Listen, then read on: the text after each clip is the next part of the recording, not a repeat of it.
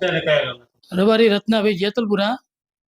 અને અમારે જે ધારાસભ્યની રજૂઆતથી અમારા ખેતરમાં 15 વર્ષથી કેનલ ચાલતી હતી અને અત્યારે 15 વર્ષે 4 કરોડ ઉપરની રકમ અમારા માન્ય શ્રી ધારાસભ્યએ રજૂઆત કરીને મુખ્યમંત્રીને મંજૂર કરાયા છે પૈસા.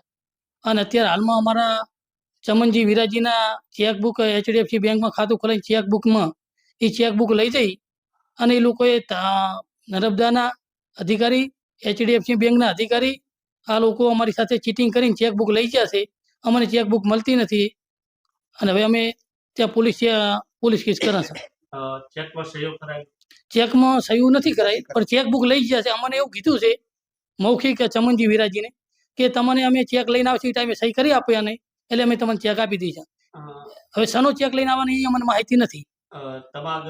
કમિશનની વાત અમારી સાથે 20% કમિશનની વાત કરી તો અમે તમને પૈસા પાવશું ને કે પૈસા પાવશું નહીં. એમાં કોણ કોણ સંડોવાયેલા હોય છે? આમાં નર્મદા નિગમના અધિકારીઓ અને HDFC બેંકના અધિકારીઓ. આ લોકોની દાનત અમારા પૈસામાંથી બગડી છે 4 કરોડની રકમમાંથી.